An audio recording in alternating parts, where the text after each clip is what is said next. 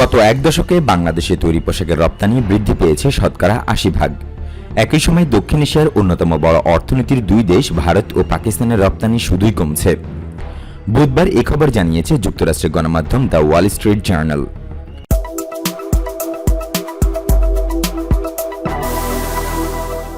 প্রতিবেদনে বলা হয়েছে ২০১১ সালে বাংলাদেশের মাথাপিছু আয় ভারতের তুলনায় ৪০% কম ছিল।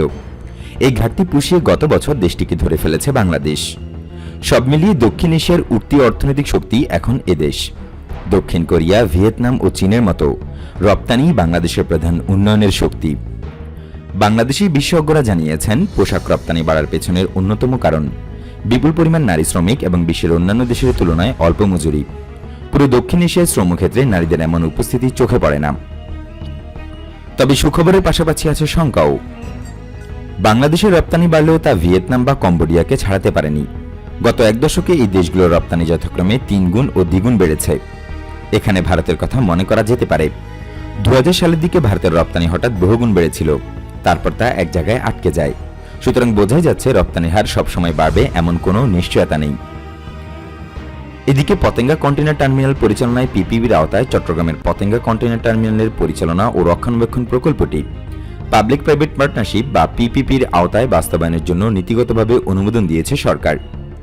বুধবার অর্থনৈতিক বিষয় সংক্রান্ত মন্ত্রিসভা কমিটির বৈঠকে এই অনুমোদন দেওয়া হয়। প্রকল্পটিতে সম্ভাব্য বিনিয়োগের পরিমাণ প্রায় ৫৮ মিলিয়ন মার্কিন ডলার। চট্টগ্রাম বন্দর দেশের বৃহত্তম এবং ব্যস্ততম বন্দর। দেশের অর্থনৈতিক প্রবৃদ্ধিতে গুরুত্বপূর্ণ ভূমিকা পালন করে এই বন্দর। নির্মাণাধীন পতেঙ্গা কন্টেইনার টার্মিনাল এই বন্দরের কার্যক্ষমতা বৃদ্ধি করবে এবং বন্দরের লজিস্টিক সক্ষমতা বাড়াবে। Equip, operate and maintenance of Patenga container terminal শীর্ষক প্রকল্পটি নৌ পরিবহন মন্ত্রণালয়ের। প্রাক সমীক্ষা অনুযায়ী প্রকল্পটির সম্ভাব্য বিনিয়োগের পরিমাণ ৫৮ মিলিয়ন মার্কিন ডলার এবং বার্ষিক পরিচালনা ব্যয় প্রায় ৮ মিলিয়ন মার্কিন ডলার।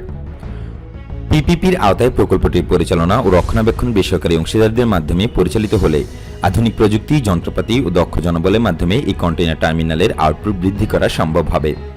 সবাই জানানো হয়, চীন, Bharat, Thailand, Indonesia, Sri Lanka, Philippine সহ বিশ্বের বিভিন্ন দেশে একই ধরনের পিপিপি প্রকল্প সফলভাবে বাস্তবায়িত হয়েছে। আগ্রহী বিদেশি অনেক বিনিয়োগকারী এই প্রকল্পের বিষয়ে পিপিপি কর্তৃপক্ষের সঙ্গে যোগাযোগ করেছে। বর্তমানে নৌ পরিবহন মন্ত্রণালয়ের অধীন 7টি পিপিপি প্রকল্প বাস্তবায়নের বিভিন্ন পর্যায়ে রয়েছে।